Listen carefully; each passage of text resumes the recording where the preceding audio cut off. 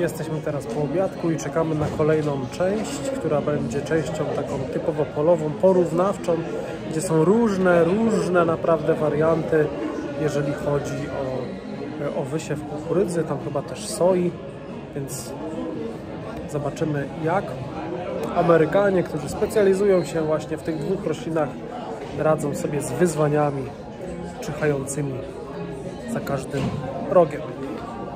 Siadamy teraz do wagoników i jedziemy.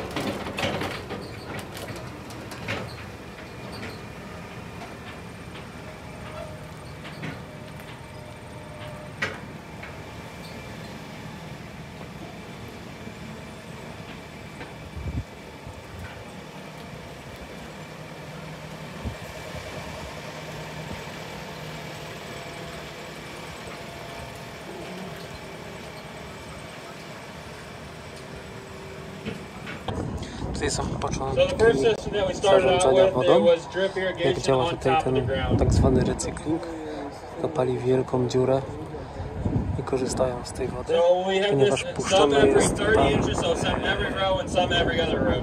nawadnianie takie kropelkowe, które już gdzieś tam wcześniej było chyba widać, jak te rury idą. No i po prostu robią wszystko, żeby jak najwięcej wody zatrzymać tutaj, w tym miejscu na polach z kukurydzą. Ten system, który tutaj jest pokazany, tego nawadniania kropelkowego, mówi, że jest bardzo niepraktyczny z racji tego, że każdej wiosny muszą to rozkładać, każdej jesieni muszą to z powrotem zwijać.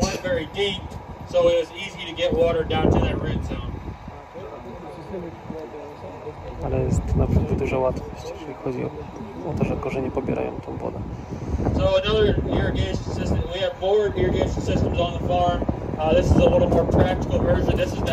Drugą bardziej praktyczną rzeczą irygacji tutaj jest po prostu wkopanie tych rur głębiej i też tutaj taki system jest zamontowany.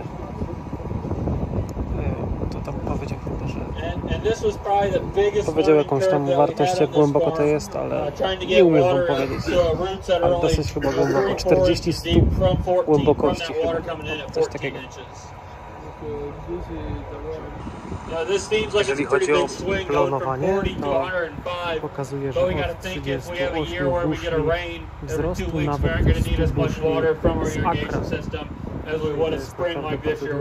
Musicie to pomnożyć razy 25 i potem akry razy 2,5.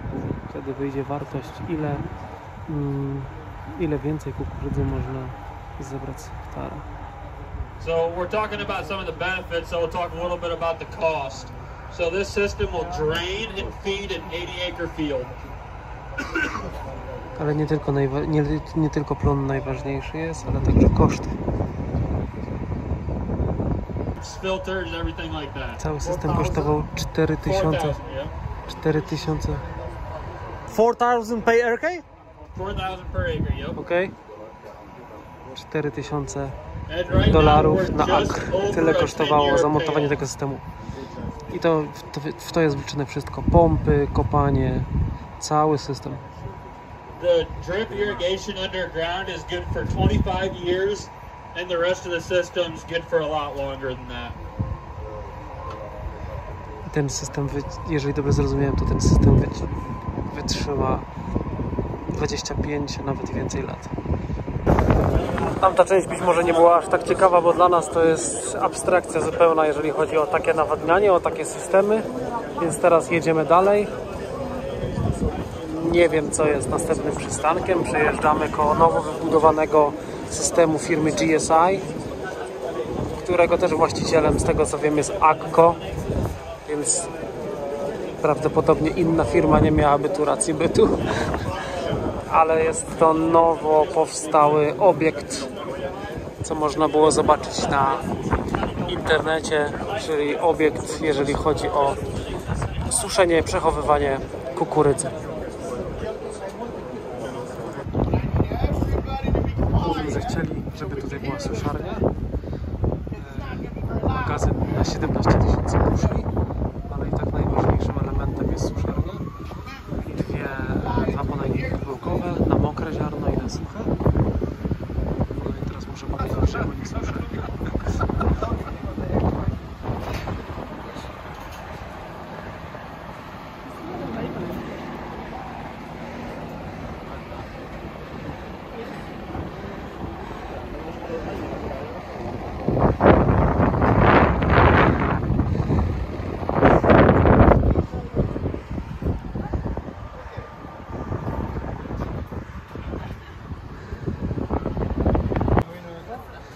Jesteśmy teraz w najwyższym chyba punkcie. Nie chyba, na pewno. Na samym szczycie podajnika kubełkowego.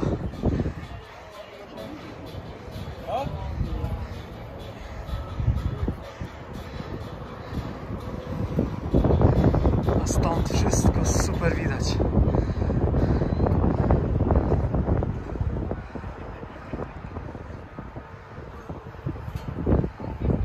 Całą panoramę.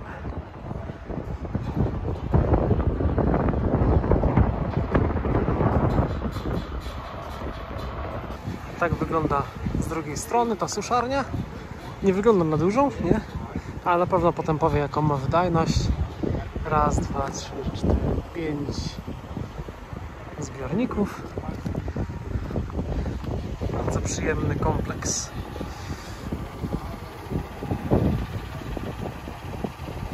No i już się dowiedziałem, że suszarnia ma wydajność 600 bushli na godzinę, czyli 600 razy 25 kg. Wtedy Wam wyjdzie, ile kilogramów na godzinę potrafi zbić o 5%, bo to jest bardzo ważne, że to jest podawane, że w tą godzinę może zbić kukurydzę o 5%. I powiedział, że prawdopodobnie za 10 dni rozpoczną już suszenie. I zobaczcie, jakbym takie zbiorniki założył w takim kolorze, to byście pomyśleli sobie, że mam siewnik John Deere'a. Jest dokładnie wszystko to samo, co w moim siewniku. Ten widać, że jest doposażony w najnowsze systemy, w najnowsze row cleanersy, jest wyposażony w furowjet, oczywiście furrow force z tyłu. Nie wiem, po co ma 2 zbiorniki, ale na pewno nam powiedzą. Wyposażony w nałożenie płynne. Ile to ma rzędów? 16? Chyba tak. 16-rzędowy siewnik. Tutaj mamy Unverfed Nutrimax, czyli do nawożenia, do tak zwanego side dressingu, gdzie pewnie podawany jest zapewne azot. Dzięki temu możemy ograniczyć straty azotu niemalże, znaczy wykorzystanie podawanego azotu niemal do 100%, tak? Ponieważ wszystko trafia do ziemi i na przykład jeżeli rozlewamy RSM, podamy go do ziemi, no to praktycznie bez strat. Co to jest? 900? Tak, 936 i 8R. Piękne są te 8, bardzo mi się 8 podobają. Jeszcze w tej konfiguracji podwójnych kołach super to wygląda.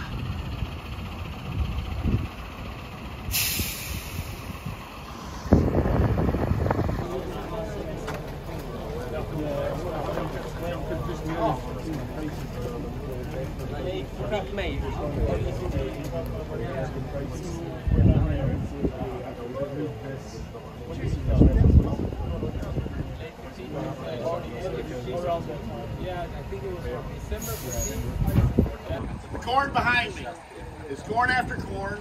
I don't remember the last time it's soybeans. It's been a while. We harvest this corn, we'll come in, we'll strip till, or 30-inch row strip till. I will apply my fertilizer, Kukurydza tutaj jest w monokulturze. W striptilu. Nothing's broadcast, it's all in strips. I will try to get poultry litter on this piece. I will try this fall. I doubt if I get access to it, but I will try. Then we rest. We're going to rest all winter long. We'll freeze to about depths of 20 inches deep. Okay? So let her sit until April, when we'll plant corn again. Right in the stale strips we made with our strip till. The planter. We've got 4 hybrids of corn. All planted at 36, 38, and 40,000 replications.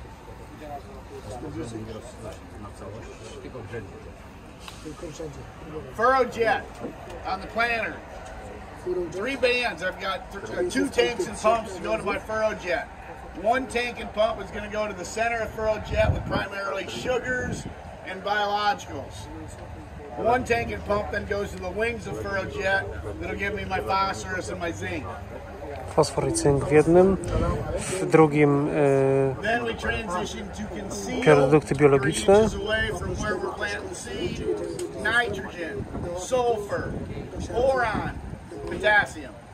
Potas, azot.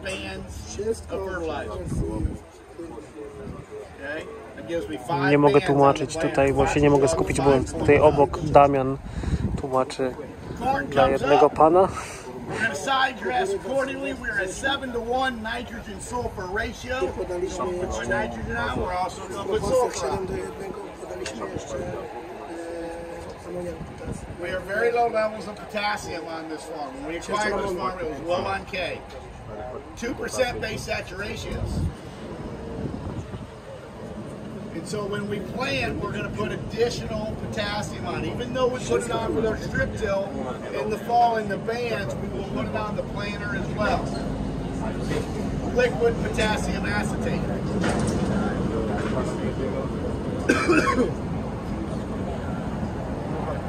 Once corn gets a tassel, we'll put a fungicide on to protect for disease, just like everyone else does. When it comes to this time of the year, what's my job on this corn? My job is to keep it alive and keep as much plant health possible. Jego zadaniem jest utrzymać jak najdłużej rośliny zdrowe. Aby jak najdłużej utrzymać ją przy życiu, by mogła jak najdłużej ciągnąć z ziemi.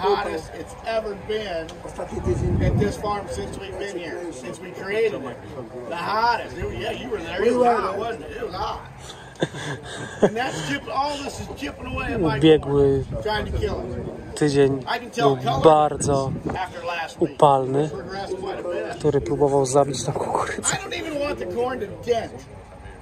If my corn is denty, my corn is dying. Why? Why do we want to do this? Why do we want to slow maturation down? Why do we want more plant health? I want this corn to weigh like lead when we harvest. Dlaczego chcą utrzymać jak najdłużej zdrową roślinę? Po to, aby jak najdłużej mogą budować plon. We're scouting this time of the year, corn just as green as this behind me. We start shucking some ears back, and I'm doing kind of the twist on the ears, you know, and I said, I think this corn may be dry enough. I think we could probably harvest. So we brought the combine in, we nosed in, and sure enough, it was 25% corn. It's the greenest corn I've ever harvested. It's also the heaviest corn I've ever harvested, 65 pound kernel weight. in my opinion, I've never done it since. Everything kind of fell together that Czasami jest tak, że kukurydza nawet mimo tego, że jest zielona, jest sucha. Znaczy, mimo tego, że jest zielona, no to już jest gotowa do zbioru. That time was our highest yield, but it weighed 65 pounds. Number 2 yellow dank corn gets graded at 56 pounds a bushel. 56. And I'm delivering 65 pounds. Would y'all agree that if we could deliver 65 pound corn versus 56, you'd have a higher yield? Yes. So how do you get test weight? How do you get higher kernel weight of corn? Jak uzyskać większą wagę ziaren? Don't let it die. Nie pozwolić jej umrzeć. So we've got irrigation on this. You can't tell, but the water's on right now. It's our drip tape that we talked about earlier. 14 inches in depth, 40-inch centers. I've got tile underneath this. I don't need the tile right now because we're dry, but I've got 15-foot pattern tile over here. I've got 30-foot pattern tile on this side. So I'm controlling the water on both ends. Now, right now we're making applications in the field to protect this corn. We're putting nutrition on. We are putting fungicides on, not so much for disease, but for ethylene management. That's what a lot of these newer fungicides are good about. When corn goes under stress, it gives off a gas called ethylene. And other corn plants will smell it, they'll sense it, and they go into defense mode. I do not want that to happen. And so we will put fungicides on to prevent that ethylene gas. Ja to zrozumiałem tak, że jeżeli ona zaczyna chorować, to wydziela gaz, etanol. Wtedy jak ją czuć, to znaczy, że jest źle. We've elected to use what some people call drones, but we call them UAVs, unmanned ag vehicles.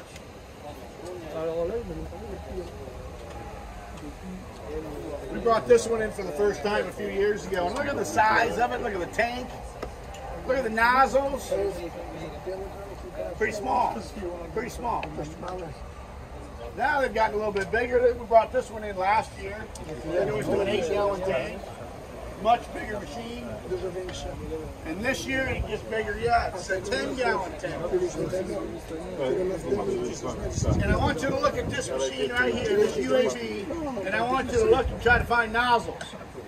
You look all you want, you ain't gonna find it.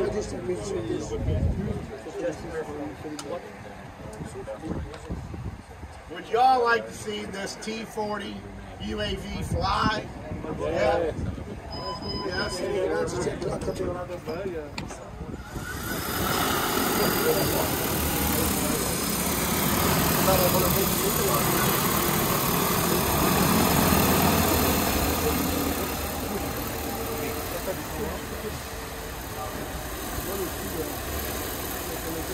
We are spraying water at the moment for safety purposes.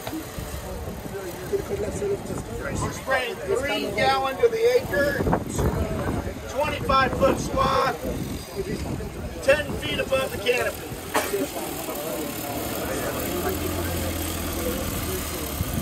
Even with the wind we've got going on, this thing is flying really nice.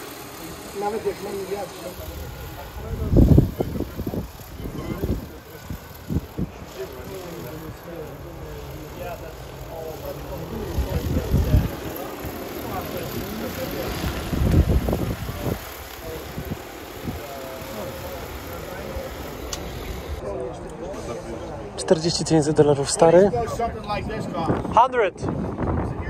65. 25. What'd you say? 45. 20. 16? 16,000. 150.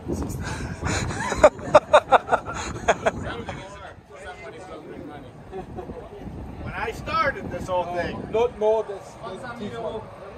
It costs not more than T4. Not more. Yeah. That rig cost me $30,000. This rig costs the same price of $30,000. Czyli nowy kosztował, Mimo tego, że jest dużo nowszy, o 3 lata nowszy, ma duży zbiornik, największy z tych wszystkich, nie ma zwykłych dysz, tylko ma atomizery, to kosztuje tyle samo. Opryskać może 40 akrów w godzinę.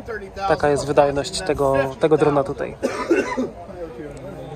Teraz powiedział, że można nim opryskać między 300 a 500 akrów dziennie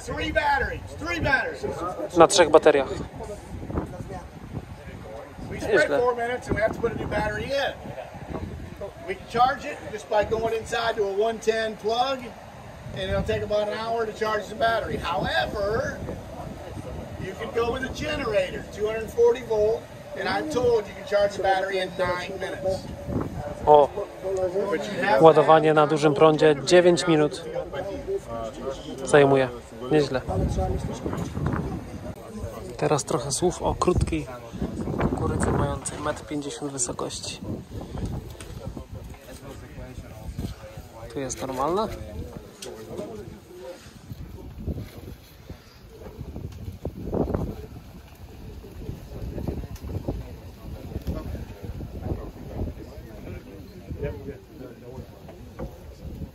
Let's go side by side here.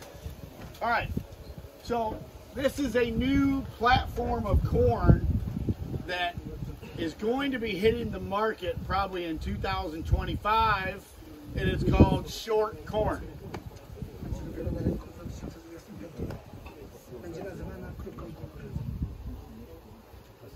Now, what do you suppose the major advantage of short corn would be? Why would anybody want to plant a short corn? Less nutrients? Put in less into vegetation? Yeah? Less water. We always say that with soybeans. I don't want a big tall bean. Don't give me all my energy, wasted energy in vegetation. Let's go reproductive, right? In this case, here. What else? Lodging with weather. Wind. This is going to be less of a sail, and the risk of having this corn blown down is going to be considerably less. In the Midwest, we've had some pretty large weather events that include derechos. Derechos are very high wind events over 100 miles per hour. And so just think about a boat with a sail on it. This is going to be more of a sail than this guy. And this guy is going to be more prone to going down with wind. Now, how this thing works, thank you for that. How this thing works. The plant. Now, there's 2 versions in the marketplace. One is Bayer, and that's what this is. Bayer Crop Sciences, their platform. It shortens the plant by taking the internode. You guys know what an internode is? An internode is like leaf to leaf, here to here. That's a node. So underneath the leaf, from here to here, the plant nodes itself very, very close together. And that's what shortens the plant. Now, think about that for a moment. Knowing that, what could be a disadvantage of this corn? Harvesting. The harvesting. Why? Here, when you see that it's on the soil, harvesting Oh, is a problem. see, what happens is when it nodes itself closer together, it takes the overall plant height down, but since it happens below the ear, it also takes the ear height down. So now, how do I get my combine in to harvest this? How do I get a head in low enough to get the ear? Because guys and gals, here's what's going to happen at harvest time. When this corn dries down, the ear is going to start going like this when it dries. And now look how close it is to the ground. I think you talked about that. Huh? I think you have a solution. Thank you for being so optimistic. Now listen, there's another version from Corteva. Okay, they'd be the proud owner of like Pioneer seed. They take the plant, everything above the ear, and these nodes shorten up. So the plant actually is shorter, but it's everything on the top side, and that's a good thing because it doesn't affect ear placement at all. skierowana ku górze. GMO. Ale genetycznie modyfikowane. Niska, to w Europie nie kupisz. Nie na fakturę.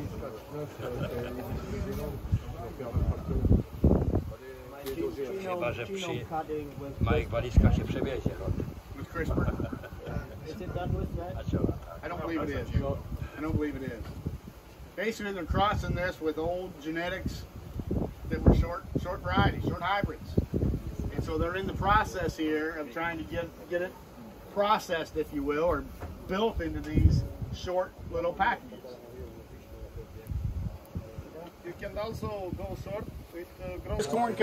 Celem tą kukurydzę jest to, aby klonowała tak samo jak normalna, wysoka. Natomiast ma kilka zalet różnych, tak? Co do pryskania, być może trochę mniej potrzebuje nawozu. Jest bardziej odporna na wiatr i tym podobne. Więc ma jakieś tam plusy. Minusy też są. Tak jak mówił o koszeniu, ciężko może być ją zebrać, ale prace trwają, dostępna ma być w 2025 roku na rynku. U nas na pewno nie będzie dostępna, ponieważ jest to kukurydza oczywiście GMO, czyli genetycznie modyfikowana. Co tu jeszcze można powiedzieć? Nie wiem. A i jeszcze ważna informacja, ta kukurydza tutaj nie jest nawadniania. Tutaj ta część to jest bez nawadniania.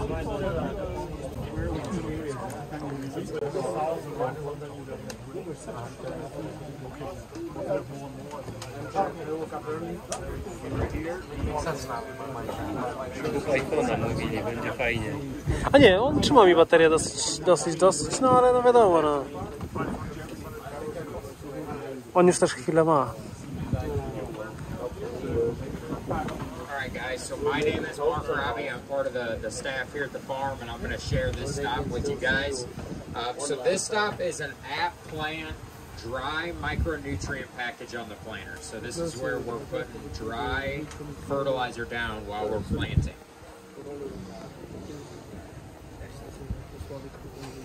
So we always have growers who come to this farm every day, just like you guys are here today, and some might say, you know what, they're just not ready for tanks and pumps on their planters, so they don't want to deal with liquid on the planter.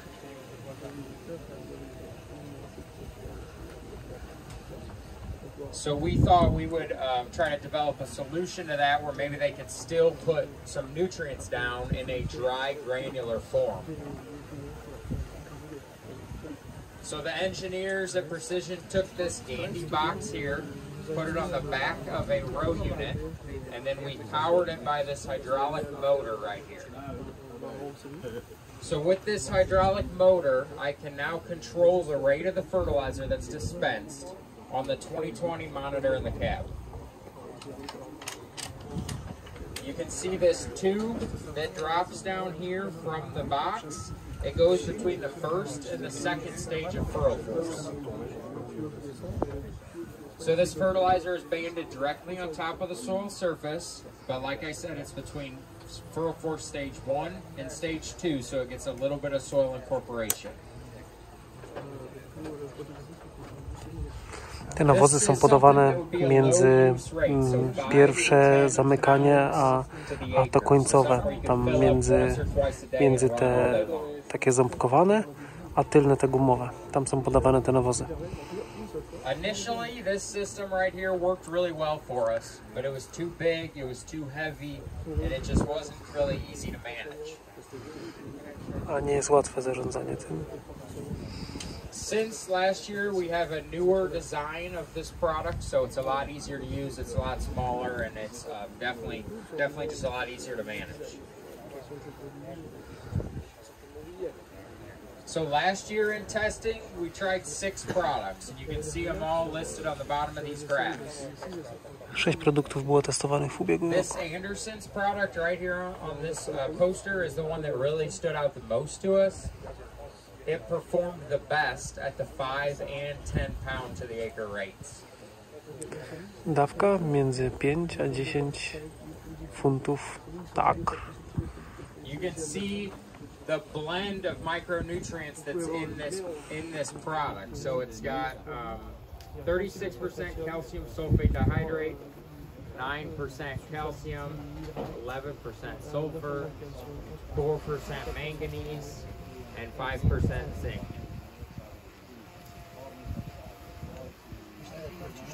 This top graph's the 5.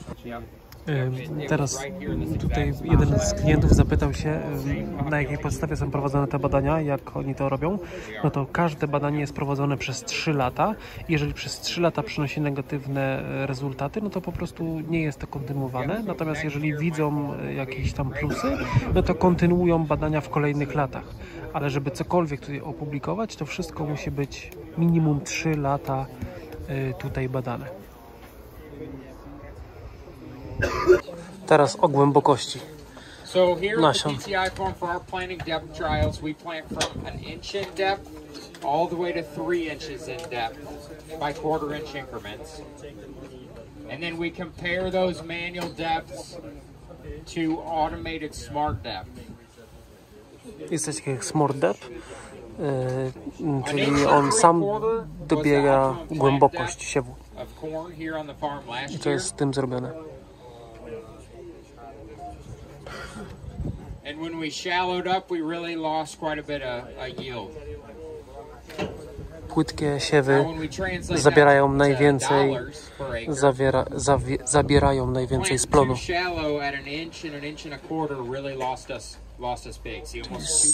Prawie $200 z akra stracili na płytkim siewie.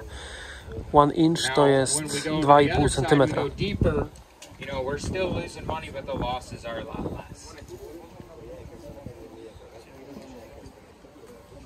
So this top picture is a picture of Smart Firmer.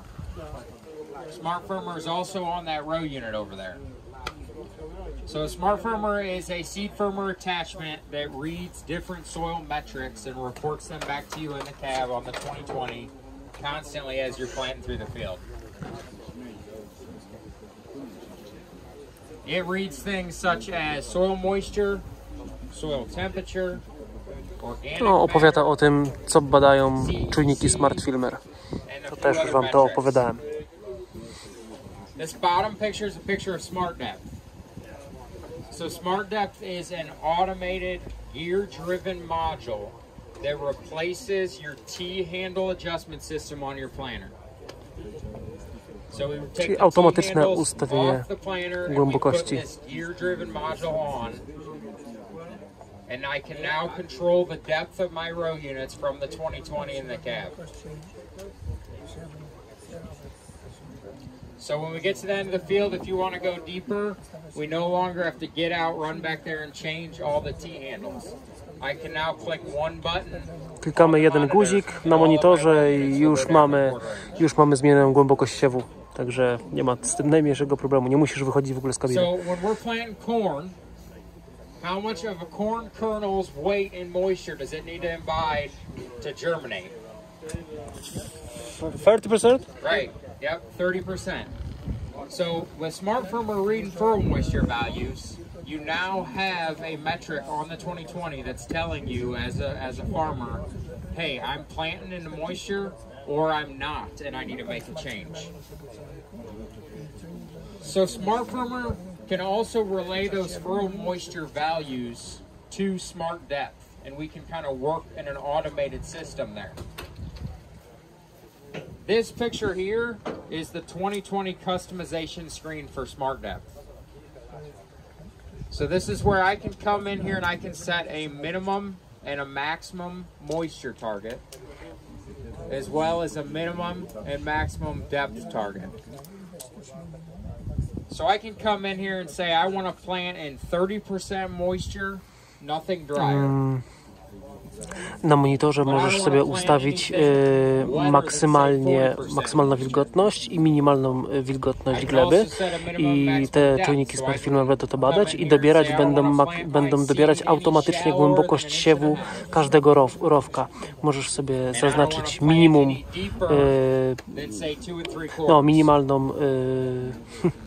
minimalną głębokość wysiewu i maksymalną głębokość wysiewu i on będzie między tymi wartościami dobierał względem wilgotności gleby. Place your row units in the depth so that you are in moisture throughout your fields, throughout your changing zones in your fields, to constantly be in that 30 to 32% for moisture for good, even emergence. O to wszystko chodzi o to, że nasiona potrzebują 40%. 40% swojej wagi, tak? Do tego, aby skiełkować. Above that 32 line there. So when we compare all those standard T-handle adjustment depths to smart depths automated, it was within 7/10 of a bushel of the outcome. So when we take that times the price of corn, smart depth running on its own, reading for moisture values and adjusting to depth, was within $4.20 of my optimum T-handle adjustment depth. Najmniejsza strata, jeżeli chodzi o smart. Anybody have questions on this? How this all works? Yes. Bardzo popularne jest tutaj malowanie trawy. Zobaczcie, jaka tam jest trawa piękna, ładnie zielona. Tutaj już mniej, a to wszystko po to, żeby nie ubrudzić betonu, chociaż i tak widać plamy zielonej farby po malowaniu. Dlatego mówi się, że w Ameryce trawa jest bardziej zielona, tak? A to dlatego, że jest malowana, a nie dlatego, że tak pięknie rośnie. Kończymy kolejny dzień na amerykańskiej ziemi. Tym razem kończymy dzień tutaj na farmie, na PTI. Bardzo dużo ciekawych informacji, bardzo fajne, naprawdę bardzo mi się tu podobało. Powiedziano nam, że dzisiejszy dzień będzie dużo lepszy niż wczorajszy, dużo bardziej mi się spodoba i tak, to prawda. Naprawdę bardzo chętnie zostałbym tutaj dłużej. Dużo więcej czasu bym chętnie tutaj poświęcił. Naprawdę te informacje, które tutaj oni zbierają przez wiele lat, są bardzo fajne. Część z nich mogliśmy zadawać dużo pytań. Teraz też mieliśmy, mój telefon tutaj zostawiłem, żeby się trochę podładował, bo już miałem 4%. Mogliśmy porozmawiać tutaj z jednym z pracowników, zadawać różne pytania, na które dostaliśmy odpowiedzi. I teraz będziemy chcieli też myśleć o tym, jak wprowadzić pewne rzeczy u nas w Polsce, wytestować, czy w naszym kraju się to sprawdzi, ponieważ tutaj w Illinois klimat jest bardzo zbliżony do naszego. Tutaj na tym, jak to powiedzieć, w tym regionie, tak, jesteśmy na południe od Chicago. Opady są w granicach 550 mm rocznie, więc ja myślę, nie wiem jak teraz u nas z tymi opadami się to przedkłada, ale myślę, że bardzo zbliżone są te opady do naszych, więc będziemy myśleć, jak rozwiązać sprawę nawożenia w kukurydzy i czy po prostu, kiedy przyjmiemy program nawożenia pod kukurydzę to czy będziemy mogli uzyskać może nie tyle co lepsze plony, ale lepsze rezultaty i będziemy mogli wyciągnąć więcej kasy z hektara, tak? Bo tutaj oni wszystko też przyliczają plon plonem, tak? Ale najważniejszy liczy się dolar z każdego akra, który przychodzi i to jest najważniejsza rzecz. Także ten dzień kończymy tym akcentem. Jedziemy teraz na jakąś kolację. Chwilkę pokropił deszcz, ale ogólnie jest bardzo piękna pogoda. Naprawdę bardzo przyjemny, miły dzień. Tak jak mówię, informacji mnóstwo. Wielokrotnie trudno było mi się skupić na tym, żeby nagrywać, mówić Wam jeszcze coś po polsku, co tutaj inni mówią i jeszcze tego słuchać, wiecie, bo ja chcę to zapamiętać. Niektóre rzeczy sobie notowałem też na szybko w notatniku, niektóre tutaj kolega Michał notował, tak żebyśmy jak najwięcej mogli z tego wynieść, tak? Także jest naprawdę super. Dziękuję, że jesteście ze mną. Trzymajcie się, do zobaczenia, do usłyszenia w kolejnym.